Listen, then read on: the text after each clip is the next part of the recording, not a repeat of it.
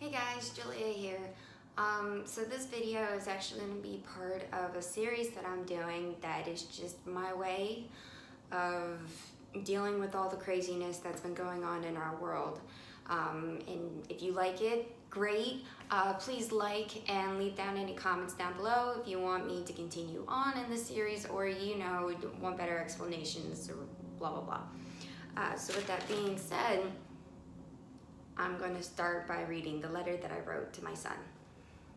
My dearest Philip, remember me? Mommy here. Hi, baby. Right now you're busy dreaming. As I watch you, I can't help but wonder, what are you dreaming about? I wonder what kind of world will you grow up in? What kind of man you'll be? What kind of world will exist at that time? Will you hate us? Will you hate me? Will you hate me for not being stronger, not fighting hard enough, for being weak, or simply being human?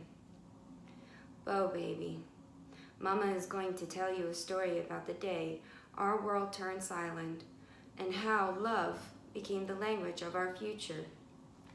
In the greatest battles, there are no winners, only survivors.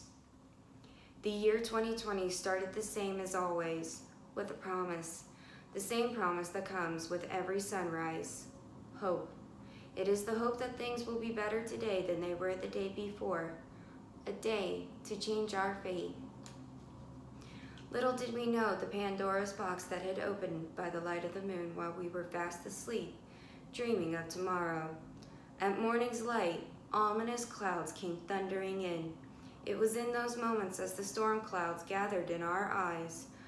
Our world, our way of life, was now a memory belonging to the days of Camelot once more. In the seconds that followed, a hurricane of blood and tears forced us underground. For 3 months we lived in complete darkness, where fear of the unknown reigned supreme, as a silent, invisible killer took its time with us.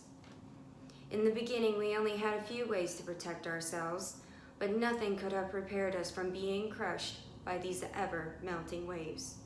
Just as suddenly as those storm clouds appeared, rivers began to bleed every color as it flowed into this never-ending ocean of blood and tears. Then your mama saw something straight from the dreams of science fiction. Grown men, world leaders, congressmen, senators, governors, presidents, reduced to bickering children, treating lives as disposable, replaceable, worse still, forgotten only until needed again to serve the purposes and needs of weak, greedy, godless men who are afraid to deal with their desires. It is the arrogance of those same individuals who feel they can justify death, who still have control, for now, in this land of gods and monsters, begging the question, is it better to live as a monster or die a good man? Each one of those men and women chose to lock something away, a truth that they had once known but chose to forget because lies make us happy. The government serves the people, not unchecked capitalistic pigs, assholes. Bo, your mama is a patient woman, but patience does run out. I have had enough of these games. When you grow up in a world that knows nothing but fighting, you learn at an early age that there are games adults must play. The game hasn't changed, neither the players, just this constant flux of who inhabits which character at what time. One of the most painful lessons I've ever learned is, baby, sometimes there are no answers to good questions. My job as your mama is to make sure you and your siblings always have the tools you need to take on any challenges life throws your way.